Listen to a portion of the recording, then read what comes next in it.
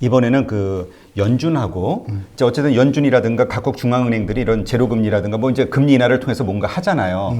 이것이 만약에 효과를 발휘하지 않는다 해도 이제 그 정부들이 가지고 있는 어떤 재정 정책을 막 풀면서 경기를 뭐 수요를 좀 일으키면은 좀 도움이 되지 않겠는가 하는 의견도 있거든요. 그렇죠. 전 세계가 그래서 같이 움직이게 된다. 그렇죠. 네. 그러니까 2008년도에 글로벌 금융위기 이후에 많은 나라 정책 수단들이 금리를 낮추고 돈을 풀었단 말이에요. 실물 경제가 안 살아났잖아요, 별로.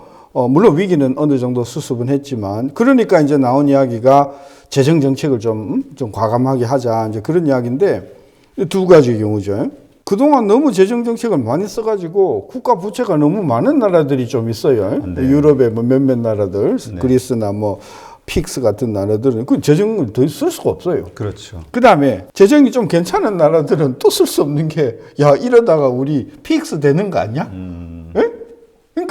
그러니까 재정 정책도 말이 재정 정책이지, 결국은 세금에서 끌어다가 써야 되지, 세금을 안 끌어다가 쓴다 그러면은 국가빚이 그만큼 늘어나는 거잖아요. 그렇죠. 이 국가빚이 늘어나는 것에 대해서 민주 세력들이 깨어 있는 거예요. 안 깨어 있으면 빚을 끌어다 써. 지금 정부는 일단 막 급한 대로 쓰면 근데 되는데. 그런 나라들은 다 이미 망하거나 망했거나 앞으로 망할 나라. 그러니까 정신이 똑바로 바뀐 나라들은, 예를 들면 독일이라든지 뭐 일부 프랑스라든지 이런 나라들은요, 그렇게 무책임적으로 재정 정책을 못 쓰는 거예요. 그래서 재정 정책을 쉽게 이야기하면 안 돼요.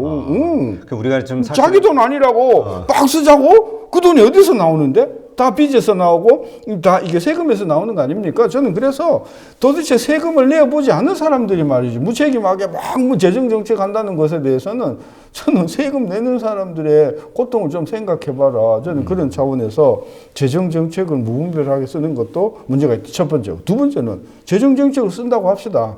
재정 정책을 쓰는 방법은 그 두 가지거든요. 하나는 소비적인 재정 정책을 쓰는 거예요. 젊은 사람한테 막 20만 원씩 꽂아주는 거예요. 우리 뭐 지금 100만 원씩 주자 뭐 얘기 그죠. 나오죠. 그거 소비적이에요. 나가서 써라. 그럼 경기가 산다는 거잖아요. 그런 소비적인 재정이 있고 생산적인 그 재정이 있단 말이에요. 그 생산적인 거는 뭐냐? 도로가 너무 낙후돼 있으니까 도로를 새로 하자. 그 다음에 인프라가 너무 낙후됐으니까 인프라를 고쳐주자. 학교가 너무 낙후됐으니까 학교 시설을 현대화하자. 공장이 너무나, 이런 게 이제 생산적인. 그러면 똑같은 1조를 쓸 때 어디에 쓰는 게 국가 미래에 더 보탬이 될까요? 그죠? SOC 인프라 쪽으로. 생산적인 인프라에 투자를 하면 그게 남는다는 거예요. 이 재정 정책도 우리가 조심해야 되는 게, 소비적인 정책은 진짜 입에 달아. 막 아이스크림이야 막 살살 녹지. 문제는 다 화장실로 가버린다는 거지. 남는 게 없다는 거예요. 그래서 적어도 중심이 있는 국가 지도자면 그런 어떤 당근이나 아이스크림을 먹일 것이 아니라 다소 쓰더라도 5년 뒤에 우리 경제에 보탬이 되는 투자. 그게 뭔가, 그런 것은 저는 많다고 보거든요. 그러니까 그런 쪽으로 정부가 재정하는 거는 저는 100번 찬성하는데, 물론 이제 과거에 그 재정 정책을 그러니까 이 정부 말고 그전에도 좀 잘못한 게 있어. 뭐냐? 부동산 경제를 살린다 해가지고, 네. 뭐, 영종도 복합 오락단지. 네. 이건 진짜 그건 소비적인 거거든. 관광객이 온다고? 뭐, 뭡니까? 뭐, 다른 어떤 그 오락단지 갈 사람들이, 마카오 갈 사람들이 우리나라 온다고?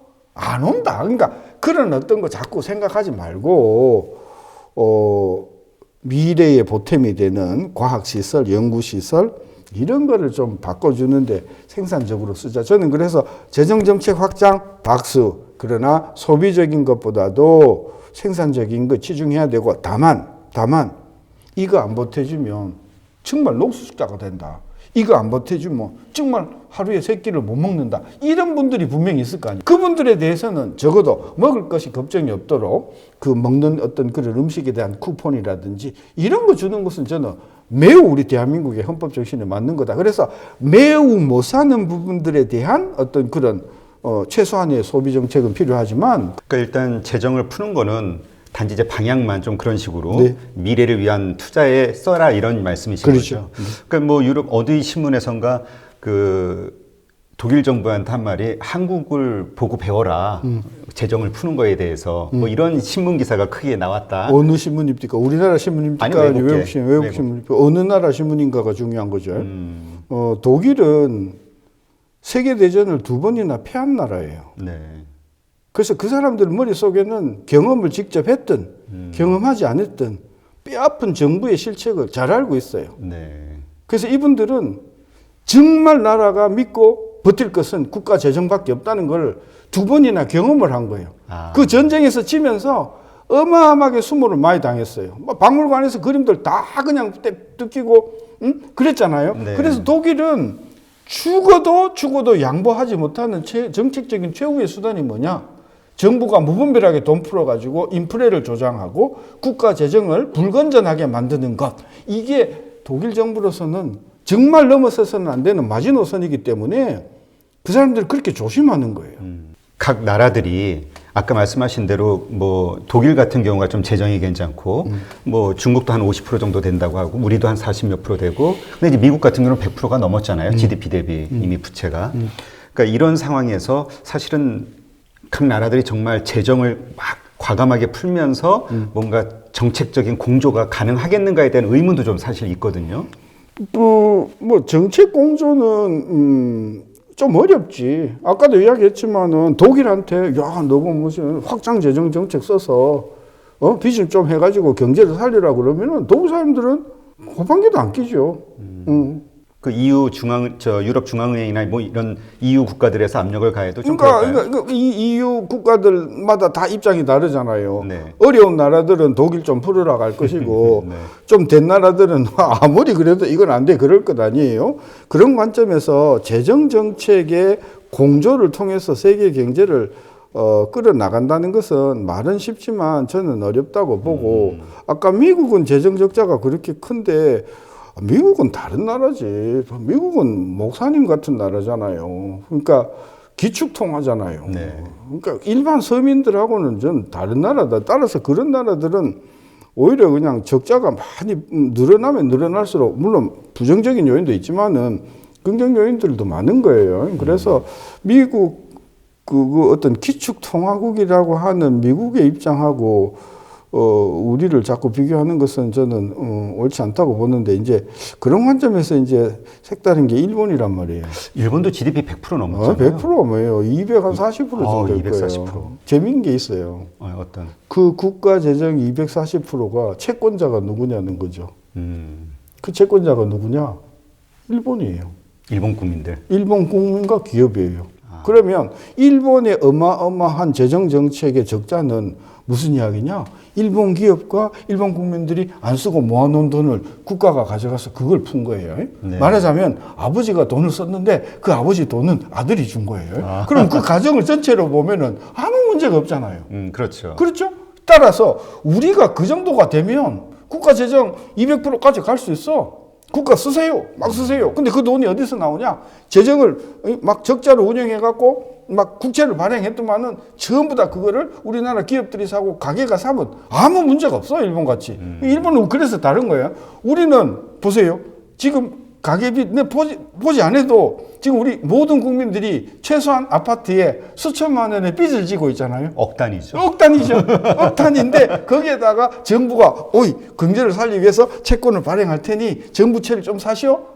그거 살려면은 은행에서 융자 끌어다 사야지. 그렇죠.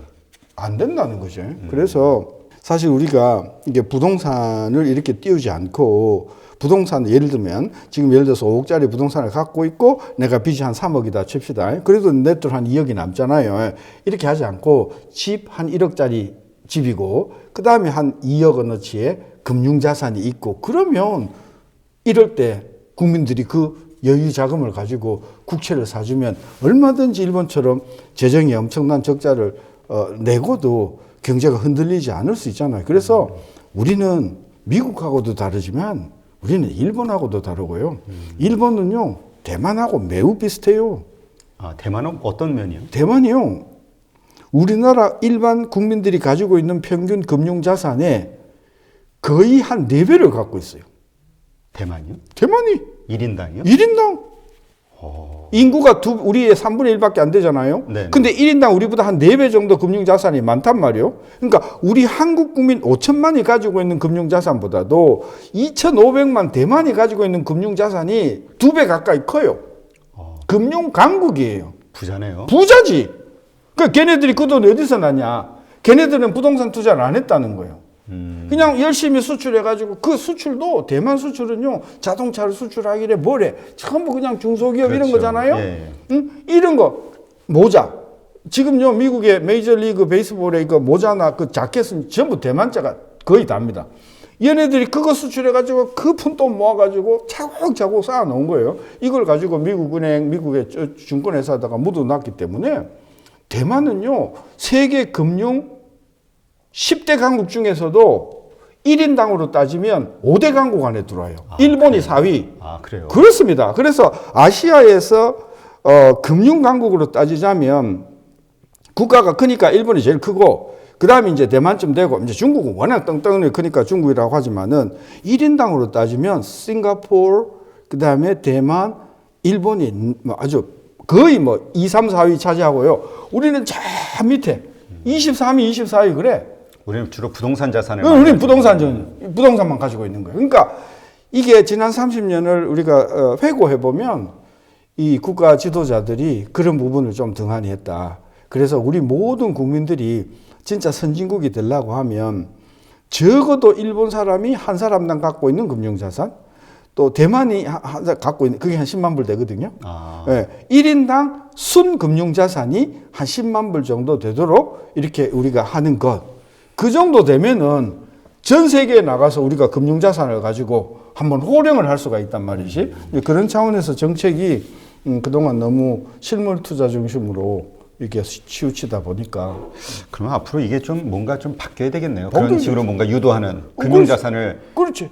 금융자산도 국내 금융자산이 아니라 해외 금융자산. 그래서 일본은요 1945년도 패전하고 나서 어마어마하게 수출 잘했잖아요. 네. 그 잘해갖고 벌어들인 돈을 전부 국내로 가져오지 않고 전부 해외 주식, 해외 부동산, 해외 투자를 했거든. 그러니까 그것 때문에 이런 금융위기가 벌어지면 이게 오히려 엔화가 올라가잖아요. 왜 그런지 아세요? 설명해 주시죠. 왜 그러냐면요. 지난 40년, 50년 동안 장사 잘 될 때 일본 은행, 일본 기업들이 어마어마한 돈을 벌어가지고 국내로 가져오면 인플레가 되니까. 네. 국내 가져오면은 엔화가 비싸지니까. 그 전부 외국에 묻어뒀단 말이지. 묻어뒀는데 주식도 가지고 있고 채권도 가지고 있단 말이에요. 근데 걔네들이 흔들려. 그럼 어쩔까? 팔아버리지. 팔아겠지. 왜? 빨리 본국으로. 그래서 위기가 밖에서 터지면 얘네들은 갖고 있던 것을 팔고 뭐로 바꿔? 엔화로 바꿨지. 위기가 생기면 엔화가 강세가 되는 이유가 전부 쉽게 이야기하면 해지인데 그 해지의 주체가 누구냐? 일본 사람이란 말이지. 그래서 이번에도 보면 엔화가요 굉장히 강세로 갔다가 최근에 와서 이제 다시 엔화가 이제 105원대로 올라왔는데 일본은 무서운 나라다. 일본은 진짜 저력 있는 나라고 대만도 저력 있는 나라다.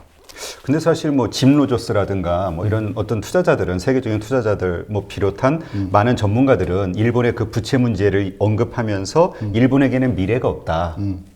파산할 것이다 결국. 뭐 그런 이야기들을 많이 하거든요. 개인 생각이지. 동의하지 물론 않으십니까? 나도 개인 생각이긴 하지만 일본 절대로 안 망합니다. 일본 절대로 망하지 않고요. 사업을 한번 해보시면 아십니다. 제가 아는 사업하시는 분인데 꽤 유명하신 분인데 이분이 미국 사람하고도 상거래 해봤고 이제 주로 수입을 하시는 분인데 일본하고도 거래를 해봤고 대만하고도 거래해봤고 중국하고도 거래해봤어요. 우리나라 문제가 생기죠. 그럼 쟤네들이 먼저 쫄아요. 걔네들이 먼저 쫄아요. 물건 대주는 입장에서 돈 먼저 안 주면 물건 안 준다. 이렇게 나온다는 거예요. 이번에 작년 6월 달에 일본 문제 있었죠. 이번에 또 이 문제 터졌잖아요. 일본 사람들은요, 공급을 하면서 걱정하지 마라. 돈 안 줘도 좋다. 나중에 줘도 좋다. 난 당신을 믿으니 자금 걱정하지 마시고 우리 물건을 잘 팔아주시라. 그리고 가격은 지금같이 잘 안 팔리니까 얼마든지 융통성 있게 가격을 책정하시라. 그 부담은 우리 회사도 일부분 일본 기업이 그렇게 나오는 그러니까 아무리 우리가 그 반일 감정이 있다고 하더라도 그 미국, 대만 다른 나라하고 상인하고 거래해 본 그분의 입장에서는 일본 사람만큼 상도덕에서 신뢰가 이렇게 자리 잡은 그런 상인을 못 봤다는 것이죠. 네. 저는 그것이 무슨 100%가 다 옳다고 보진 않으나 적어도 일본 사람들의 상인 거래에 있어서는 그렇게 뒤통수 치거나 그동안 잘 나가다가 이렇게 어려워졌다고 해서 등을 돌리거나 하지는 않는 그런 어떤 아주 바람직한 어떤 그런 상인 정신들이 일본들한테는 저는 있지 않는가. 그런 차원에서 저는 일본의 어떤 그런 보이는 자산 말고 보이지 않는 상거래 신뢰 이런 것들이 굉장히 중요한 자산이라고 보기 때문에 그런 사람들이 전 세계에서 상거래를 하면서 많은 그 다른 나라 사람들의 신뢰를 쌓았기 때문에 일본이 흔들리지 않는다고 보는 거죠. 그러니까 사실 우리는 위기에 되게 취약하잖아요. 이 워낙 환율이 네. 뭐 세계에서 뭐 조금만 하면 뭐 급등을 해버리니까 이게 근본적으로 치유되려면 일본처럼 그 뭔가 우리 해외 자산을 많이 가지고 있어야 된다는 그럼요. 얘기네요. 그렇죠. 그리고 심지어 이야기한 것이죠. 장사 한번 해보셨어요? 예를 들어서 내가 어떤 건물을 임대해가지고 물건을 띄어다가 파는데 적어도 3년 동안은 내가 물건 하나도 안 팔려도 임대료 주고 인건비 주고 재료 공급하는데 아무 문제가 없는 정도가 되어 있냐는 거예요. 기업들이. 기업이든 뭐 큰 기업이든 작은 기업이든 그 정도가 되면 그까짓 그 불경기 1년 정도 안 된다 하더라도 조금 참으면 된단 말이죠. 우리는 한 달만 안 팔리면 임대료 못 내지, 은행 이자 못 갚지, 바로 그냥 금융기관에서 단속이 나온단 말이죠. 그죠? 네. 결국은 우리 경제가 취약하다는 것은 우리나라 기업들이 크든 작든 간에 우리 국민들이 뭐 잘 살든 못 살든 간에 조금만 경제가 안 되면 석 달, 넉 달을 버티기가 어려운 이런 영세 구조로 쭉 해왔다는 것이죠. 근데 그렇게 돼 있는데, 또 집은 또 몇십억짜리 집을, 물론 거기 좀 빚이 있긴 하지만, 그러니까 모든 벌어서 재산이 그 집에 다 가 있는 거예요. 저는 그것은 매우 바람직하지 못한, 집은 조금 허름하다 하더라도 우리 그 기업을 하는 분들이 은행에 최소한 한 3개월 내지 6개월치 자금을 유동성을 딱 확보를 하고 장사를 하면 이런 위기를 잘 버틸 수 있을 텐데 그런 생각을 합니다. 그러니까 지금 우리가 부동산 만능주의, 부동산을 투자로 생각하고 하는 이 행위 자체가 마인드가 바뀌어야 되겠네요. 그럼요. 이거는 실물 경제의 건전한 발전을 저해하는 정말 암적인 존재란 말이에요. 그러니까 하여튼 이 모든 위기의 근본 원인은 우리 실물 경제에 있는 거니까. 그렇죠. 생산성, 경쟁력. 네.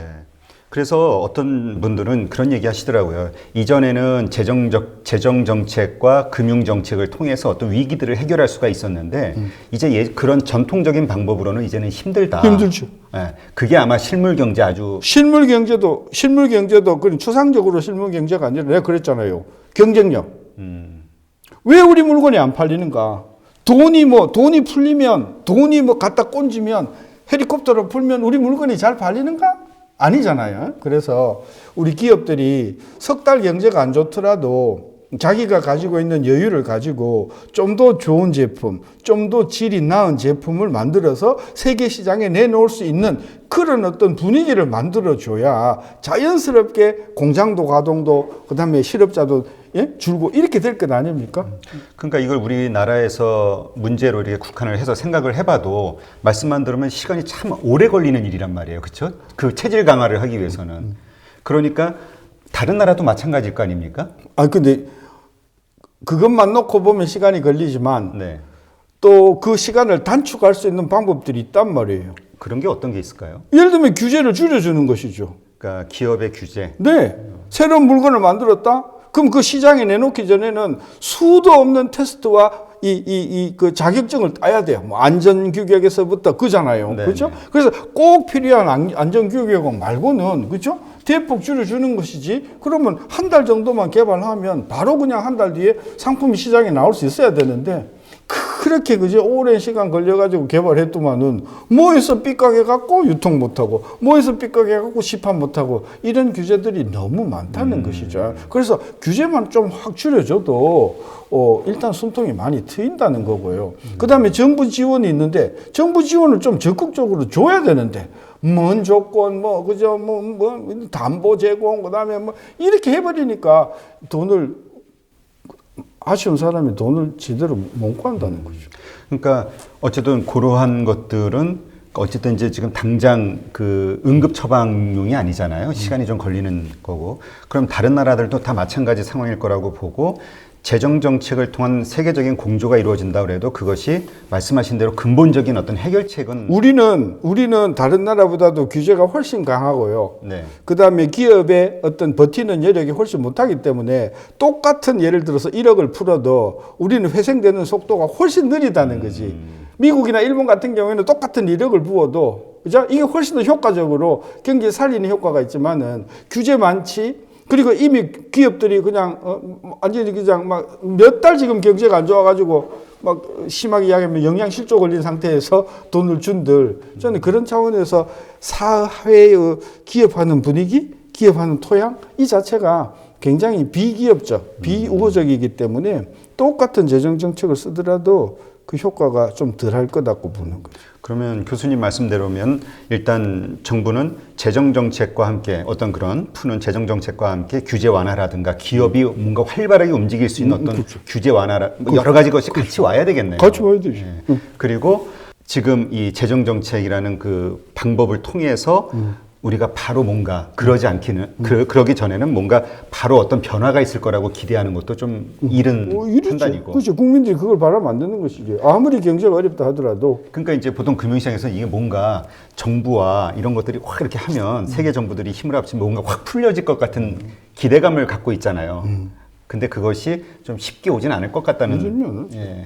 그리고 이게 또 전제가 국제적으로 보면은 아까 말씀하신 대로 트럼프 미국의 어떤 그 우선주의 정책이 바뀌면서 다시 자유무역주의로 아까 막 마샬 플랜의 버금가는 뭔가를 끄집어내야 이게 전 세계 공조가 일단 시작이 될 수가 있겠다라는 생각이 그렇죠. 드네요. 그렇죠.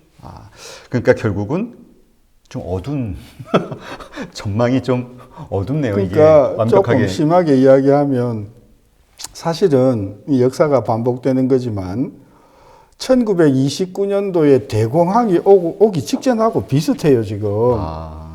그 대공황이 오고 나서 사람들이 깨달은 거예요. 깨달았는데 뭔가 하려고 했더니 뭐 전쟁이 붙어버린 거예요, 두 나라 사이에. 그래서 일단 전쟁이 끝날 때까지는 우리 가만히 이래서 1937년서부터 45년도까지 8년 동안 2차 세계대전이 가고 그리고 1945년도에 이제 새로운 질서, IMF 질서, 세계은행 질서가 구축되었잖아요. 그러니까 우리도 그렇게 전 세계가 이제 깨달음을 얻으려고 하면 어쩌면 큰 위기가 한번 와서 야, 이게 이렇게 되니까 이렇게 되는구나. 그러니까 모두가 어쩔 수 없이 네. 그 합의장으로 나올 수밖에 없는. 걱정되는 거는 이렇게 되면요. 독일도 그런 기분이 보이지만은 극우파들이 대두를 한단 말이에요. 물론 어떤 의미에서는 트럼프도 상당히 극우파에 가깝잖아요. 네. 이제 그거는 극우파들이 이제 정치적으로 득세를 하면서 뭐냐, 오로지 우리다. 우리가 잘 살아야 된다. 이렇게 되면은 이제 서로 군비 경쟁하고 서로 이제 문을 닫 이렇게 될 것 아니겠어요? 네. 이게 지금 2차 세계대전을 발발시켰던 그 원동력이 됐기 때문에 저는 그래서 미국하고 중국하고 어느 정도 이렇게 좀 긍정적으로 문제를 더 확대시키지 않는 방향으로 가는 게 필요하고 그런 관점에서는 선거가 있어서 그렇긴 하지만 트럼프가 중국하고 휴전하고 대선까지 간다는 것은 일단 당분간은 바람직한 이야기인데 선거 끝나면 또 어떻게 될지 모르겠어요. 그러니까 하여튼 그런 자유무역주의, 미국 우선주의가 해체가 되면서 그러한 기조가 들어서고 정말 미국에서 말씀하신 마샬 플랜과 같은 엄청난 혁신적인 그냥 단지 금융 정책이 아니라 윈윈. 그 미국의 어떤 SOC 그런 정책이 아니라 그런 국제적인 어떤 플랜을 내놔야 그렇죠. 다른 나라들도 공조가 이루어지고. 그렇죠. 근데 지금과 같은 상황에서는 미국이 그러겠어요? 그러니까 너무 먼 얘기 같아요. 먼 얘기죠. 그러니까 한번 완판 깨져봐야. 그러니까 그 얘기는 앞으로 지금은 상상도 안 되는 더 큰 위기, 그죠. 바닥이 이제 다가올 거라는 얘기잖아요. 퍼펙트 스톰이라는 퍼펙트 스톰. 이제 제가 퍼펙트 스톰이 와야만 새로운 질서, 새로운 어떤 바람직한 질서가 잡힐 거다. 지금 과거의 역사에서 배우는 게 점점 그 교훈을 망각하고 있다 그런 이야기. 아, 네. 그렇게 말씀을 들으니까 이게 쉽게 낙관론을 갖기가 참 어려운 상황이구나라는 어렵죠. 생각이 드네요. 네.